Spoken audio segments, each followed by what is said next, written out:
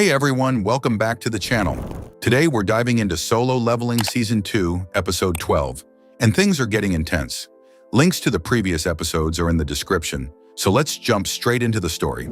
Previously, we saw all the S-rank hunters in deep trouble on Jeju Island, completely overwhelmed. But just when things looked hopeless, shadow soldiers started emerging from their shadows and attacked the ants.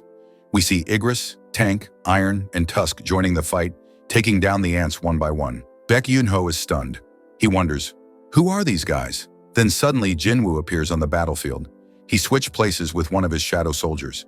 Everyone is shocked, unable to believe how he got there so fast. Meanwhile, outside the battlefield, Juhee and others notice the live broadcast of the raid has stopped. People are panicking, calling the news station and demanding to know what's going on. But the director reveals that they've lost all contact, even with the cameraman. There's rising fear that all the S-rank hunters might be dead. We then learn the cameraman's camera was destroyed and the signal was lost. Back on the island, Jinwoo commands Iron to release his mana, drawing all the ants toward him. That's when Igris and the rest of the Shadow Army go wild, slashing and tearing through the ants with ease. Tusk uses magic to protect the wounded hunters while everyone else watches in confusion. They have no idea what's happening or how Jinwoo got there. But Jinwoo says there's no time to explain right now. First, they need to heal. He takes out healing potions from his inventory and hands them to the injured hunters, healing all of them instantly. Then he gives one to Cha Hai-in, but it doesn't work. Turns out her wounds are too serious, even for Jinwoo's potions. She needs to be evacuated immediately. But it's not that easy. Waves of ants keep pouring in every few minutes, making escape impossible. Back at the Hunter Association, Gun-hee is anxious. No contact has come from the island since the black ant appeared. The live stream has gone dark. Gun-hee blames himself, thinking if he weren't so old, maybe he could have joined the fight. All he can do now is pray that the hunters survive. Meanwhile, Gina, frustrated that the TV isn't working, storms off to her room. Over in Japan, Reiji informs his chairman that Goto's signal has been cut, which likely means Goto was killed by the black ant. But the Japanese chairman refuses to believe it. In his eyes, someone as strong as Goto couldn't possibly lose. While Igris and Iron were fighting well, the weaker shadow soldiers were having a hard time. Jinwoo wanted to turn the dead ants into shadow soldiers, but he didn't want others to find out about this power. He told the other hunters that it was too dangerous and they should leave. He asked Tusk to lead them safely and warned them not to tell anyone what they were about to see. Then Jinwoo went to the dead ants and said arise to turn them into shadows. But suddenly he felt a powerful and scary presence. The Ant King had come back. Beck noticed him and realized the Ant King must have killed Goto. The Ant King said he didn't find any king outside and asked if someone here was a king. Jinwoo had placed a shadow on Goto, but now he lost contact, which confirmed that Goto was dead. Jinwoo stepped forward to fight the Ant King. The Ant King asked if Jinwoo was the king of humans. Jinwoo replied, "How can you speak like that when you're just an insect?" The Ant King got very angry. At that moment, the camera signal came back. The director told his team to go live again. His assistant warned that if something bad happened, they couldn't edit it out. But the director said the audience was already upset, so they should just show everything live. Everyone saw Jinwoo facing the Ant King on live TV and were shocked. Jinwoo's sister Gina found out he was on the island. Gun-hee was so happy that he broke his chair in excitement, saying Jinwoo was now their hope. Jinchul wondered how Jinwoo got there so fast. Gun-hee replied it didn't matter. What mattered was that he was here now. The Ant King then punched Jinwoo very hard.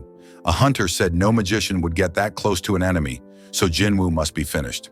The Ant King said Jinwoo was weak, but then noticed that his punch didn't even hurt him. Jinwoo then punched the Ant King back, making him fall backward. Hunter Ma was surprised and asked if Jinwoo was really a magician. Beck said he didn't know Jinwoo was this strong. Jinwoo said the Ant King's strength might be from his hard shell. The two started punching each other with so much power that even the cameraman could hardly stay standing. Jinwoo was winning the fight and landed a strong punch that sent the Ant King flying. The Ant King was shocked and wondered who Jinwoo really was. He attacked Jinwoo again, but Jinwoo punched him hard once more. Then the Ant King bit Jinwoo's face with his tongue and injected poison into his body. The Ant King said he had made the poison with magic, and now Jinwoo wouldn't be able to move. Jinwoo's whole body would become paralyzed. "Your game is over, human," said the Ant King as he got ready to kill Jinwoo. The chairman finds out that 7 out of his 10 hunters are already dead. He gets really angry and says those hunters were useless. Reiji tells him that the ant who killed Goto has gone back inside the dungeon. The chairman gets worried. He thinks if Goto couldn't beat that ant, then the Korean hunters still inside the dungeon won't be able to either. So he quickly orders the remaining hunters to retreat and join another team for a new plan. Hoshino says the monster is too strong and they should just leave before they also get killed. Meanwhile, the Ant King is about to kill Jinwoo, but suddenly Jinwoo grabs the ant's hand and punches him in the stomach, sending the Ant King flying. Choi asks if the poison didn't work, and Beck laughs, saying nothing surprises him anymore. Jinwoo's system had removed the poison from his body. Jinwoo can even feel the Ant King's emotions now, but he remembers that Cha Hein is getting worse, and he needs to end this fast. When Jinwoo goes to attack again, the Ant King flies up using his wings. The Ant King realizes that poison doesn't work, and Jinwoo is even stronger than him. So he decides to use his speed instead. His body changes. It becomes thinner and sharper. Jinwoo pulls out his special daggers from the Demon King Baran, and the fight begins again. The Ant King now uses ice powers, probably from killing the Ice Hunter earlier, but Jinwoo cuts through his attacks like it's nothing. The Ant King realizes that Jinwoo's speed is just as fast, or even faster than his. The battle is so fast it's hard for the others to even follow with their eyes. The animation of the fight is absolutely amazing. Jinwoo starts beating up the Ant King badly.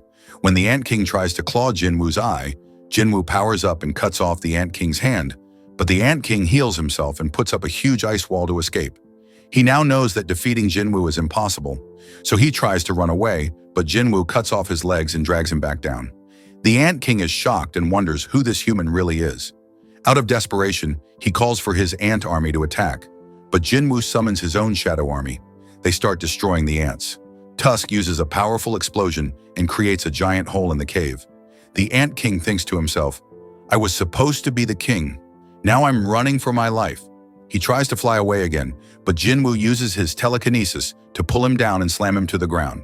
The Ant King is now crawling like a bug. Jinwoo takes his daggers and slices the Ant King into pieces, finally killing him. After the Ant King dies, the rest of the ants stop fighting and start to leave on their own. Jinwoo quickly rushes to Cha Hein, who is in a critical condition.